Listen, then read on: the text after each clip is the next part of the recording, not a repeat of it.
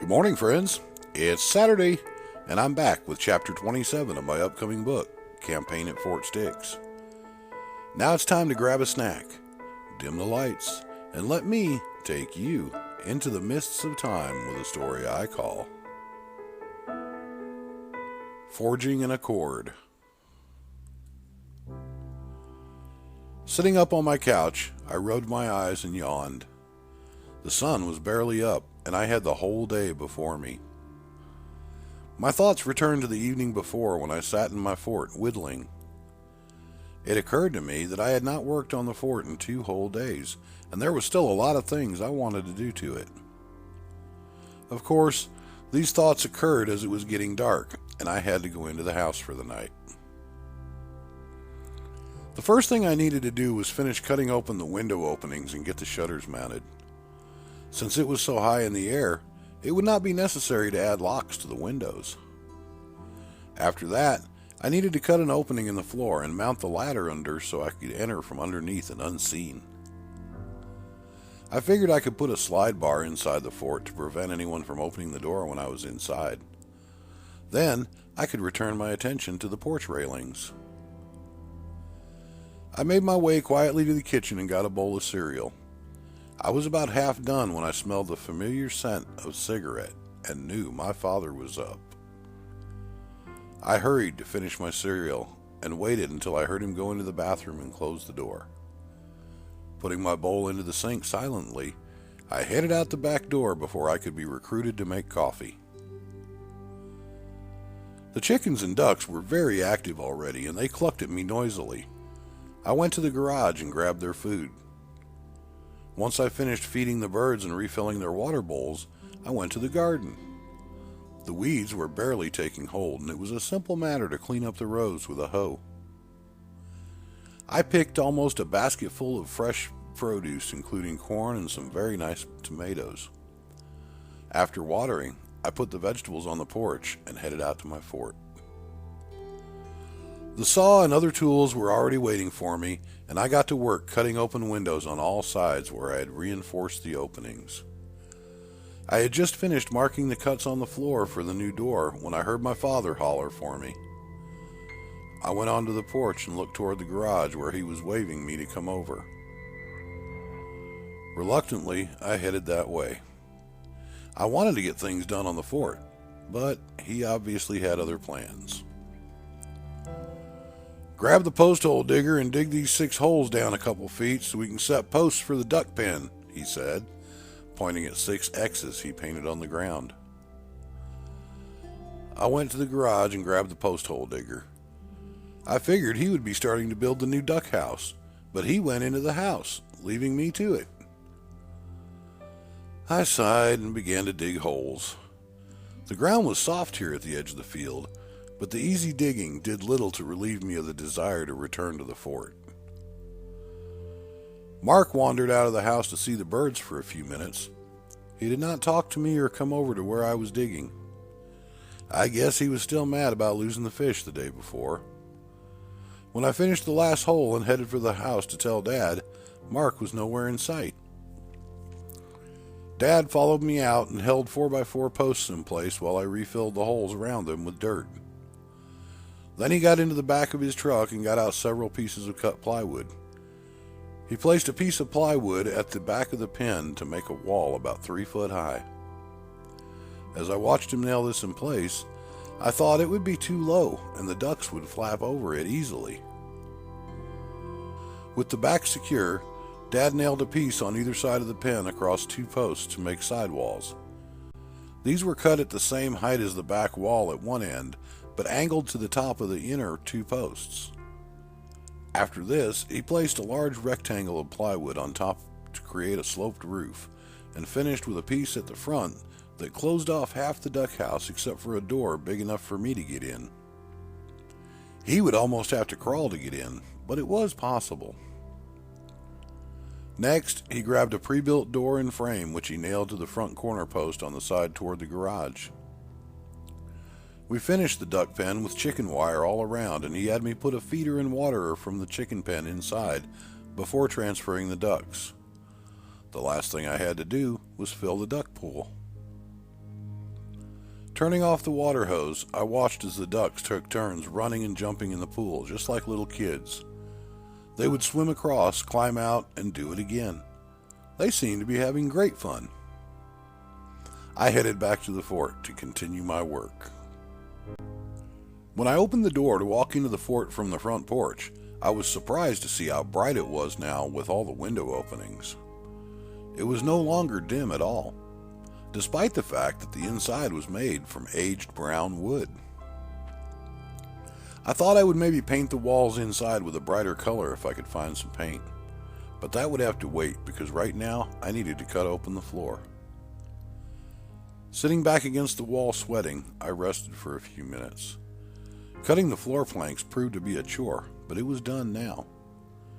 I looked down through the hole to the ground below. It was 8 feet from the floor to the ground. I climbed down the ladder and moved it against the tree under the opening and nailed it in place. I had to trim a couple of small branches to fit the ladder, but I figured it was worth it. When I built the fort, I left all the branches above and below the fort in place so they would act as natural camouflage. After climbing into and then back out of the fort to test the door, I headed for the garage to get a piece of wood for the hatch and a couple of hinges. I was surprised to see I still had a decent amount of lumber left over from the shed I had disassembled. I had to throw the hatch up onto the porch because it was too big to fit through the hole in the floor. It only took a half a dozen attempts, but I finally managed to get it to stay up while I climbed the ladder and retrieved it. Once the hatch was installed with hinges, I formed a latch from a piece of wood and a nail to secure it. Now, if I was in here and locked the hatch, no one could come in unless I wanted them to. Sitting at the base of a larger tree by the fort, I looked it over to evaluate my progress. I still wanted to hang a large rope from a larger tree branch above the porch. In addition to being useful for pulling things up into the fort, it could also serve as an emergency escape in case I ever had to leave the fort in a hurry. And of course, I needed to build a porch rail for safety before I let Mark come up into the fort. I was trying to decide just how to build the porch rail when I got an idea. I was hungry. I looked up at the sun and saw it was already past noon. Yeah, I needed to go inside and see if I could find something for lunch. As I walked into the kitchen, I saw Mom standing at the sink washing something. She turned and saw me there. "I was just going to call you for lunch," she said. "There's a sandwich and chips on the table for you." "Thanks, Mom," I said and went into the dining room. The first thing I noticed was Mark's empty plate and glass sitting on the table. Obviously, he had already eaten. I sat at my place and ate quietly as I looked out the window. The ducks seemed to be happy in their new home. Some of them were floating in the pool, while others gathered around the waterer. It was like they were having an office discussion around the water cooler. In the chicken coop, the turkeys were all grouped up in a corner away from the chickens. It seemed like they were in a meeting, and I wondered what they were up to. Were they plotting to take over the chicken coop? Or were they maybe discussing the recent disappearance of other chickens? There really was no telling what they were up to, and I knew I'd have to keep an eye on them because turkeys are notoriously sneaky. After eating, I gathered all the dishes from the table and carried them to the sink. As I was heading for the back door to go and finish the fort, I saw a movement on the kitchen window from the corner of my eye. Turning to see what caught my attention, I saw a big brown spider slowly walking at the edge of the frame. Excited, I ran to my room and grabbed a canning jar. Holding the lid in one hand and the jar in the other, I hovered the jar above the spider and moved toward it slowly. Just as it settled close to the window sash, the spider jumped towards me into the jar. I was startled and jerked back, but somehow had the presence of mind to hold the jar in place. The spider ran wildly around in the jar, seeking an escape. I slid the flat seal onto the jar and held it as I removed the jar from the window. Once the ring was screwed on, I held the jar close and inspected my new friend. It was very large and hairy. I knew Mom would blow a gasket if I brought it into the house, so I needed to find somewhere else to keep it. The fort was not ready for my collections yet. Looking around, I suddenly remembered I had the perfect spot and ran to the garage. I carefully climbed up in the loft and set the jar near the outside wall where a sunbeam was shining in. The spider did not seem to like the direct light and moved into a shaded area of the jar. Seeing this, it occurred to me that if I was going to keep the spider for any length of time, I should probably try to give him at least a little habitat. I headed out to find some things to put in the jar. I found a couple of small sticks, some leaves, and a handful of grass to put in the spider jar. Taking them back to the loft, I laid them out on the floor. When I reached for the jar to open it and install the habitat materials, the spider jumped toward me. I left the loft and returned with a new jar. Carefully arranging the new home for my spider, I grabbed his jar and took the ring off. I turned it over and slid the metal cap over the new jar. Very carefully, I started to remove the ring until the spider fell into the lower jar and disappeared into his new world. I removed the lid completely, flipped it, and slid it back between the jars. Now it was a simple matter to remove the empty jar and install a ring to keep the lid in place. I checked out the spider and saw he was hiding in the grass. Now I considered that he needed something to eat. A fat, juicy caterpillar should make a good meal. Or maybe I could catch a horsefly. I had seen these spiders eating horseflies in the past and thought that would do well. Taking my empty jar, I returned to the field to hunt for a horsefly or other large insect to sacrifice to the spider.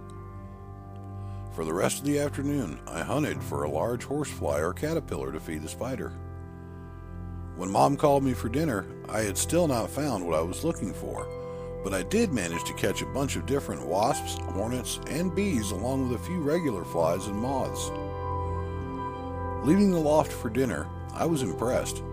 There were more than a dozen jars on the shelf with different insects. The next morning, I was getting ready to head for the fort to work on the front porch rails when Mom came out of the bedroom and told me to do something that I knew was going to ruin my day. She said to put on clean pants and a shirt, which meant that we were going somewhere. Now, it was possible that she was going to visit one of her friends, or my Aunt Brenda, to play dice and drink coffee. But it was more likely that we were either going to the doctor, or even worse, shopping. Reluctantly, I went to change clothes. Mom refused to tell us where we were going as we went out and got in her car. Mark got to ride in the front seat and I sprawled across the back seat. The baby's car seat was on the front seat between Mom and Mark. The radio was on and I listened to tunes as Mom drove us to the unknown destination. When the car stopped, I sat up and looked around. We were at the store where I bought my rifle. It was a great place to find hunting and fishing gear, but Dad was not here. I thought about it for a few minutes. We did not buy groceries here except for a few bulk items, and the only other thing here was clothes. Oh no. I realized my birthday was last week, and I heard an ad for a Labor Day sale on the radio on the way here. Summer was almost over, and we could be here for only one thing: school clothes. I followed Mom into the store, listening as she and Mark chattered about new school clothes. Somehow, it seemed as though he knew all along that we were going shopping for school clothes. I followed her inside, and thus began one of the worst days of summer. I spent the whole morning trying on clothes and showing them to Mom for approval. Of course, as each item was placed in the basket, I got the standard lecture about how these were school clothes, and I was not to wear them to play, or feed the chickens, or work in the garden, and especially not to ride my bike. I breathed a sigh of relief when she finally settled on a new pair of tennis shoes for me, as that was the last thing we had to get, and soon I was happily headed home. To my surprise, Mom stopped at the dairy barn and bought us ice cream. Just before she pulled in, Mark turned around and grinned at me. I think he knew we would be getting ice cream. How had he known we would be stopping? I had not heard them talking about it. He also seemed to know we were going shopping for school clothes. I began to wonder if Mark and Mom were plotting together. I would have to keep an eye on them. We sat quietly eating ice cream while Mom ate hers. When she was finished, she cleaned Mark up with a wet napkin and started her car to take us home. The car no sooner stopped in the driveway than Mom said to take the new clothes and put them on the big bed in our bedroom. I wasted no time in escaping and making my way to the fort. I experimented with different lengths of wood to determine the correct height for the handrail on the front porch before finally deciding that it should be about waist high. After cutting a bunch of boards to make the porch rail balusters, I nailed them to the rim framing and topped them with a 2x4. It made for a very strong railing that I could also lean on when standing on the porch. I took the saw and hammer back to the garage and was putting them on the workbench when Mark came in. "Dad's going to be mad when he finds out you were using his saw and stuff," he said. "No, he's not," I said, smiling. "He told me I could use them as long as I did not let you touch them." He screwed up his face in protest and said, "No, he did not. You're just saying that." "Yeah, he did," I continued. "He said you were too small and would just break things." "I'm going to tell him you had his tools," Mark said defiantly, "and then you're going to be in trouble." "Go ahead," I said, smiling. "Then Dad'll say you were a tattletale. A little tattletale. So you go and tell, and I'm going to go back to my secret spot and look at my new bug collection." "What secret spot?" Mark whined. "I cannot tell you. It's a secret," I beamed. "Tell me! I want to know!" "No, you'll probably tell Dad about it, and then it will not be a secret anymore," I said, folding my arms. "I will not," Mark pleaded. "Come on, tell me." "Just like you were going to tell about the tools." "I will not tell," Mark whined. "Where's the secret spot? I promise I will not tell Dad." "All right," I said, grinning. "You gotta swear." "I will not tell," Mark said.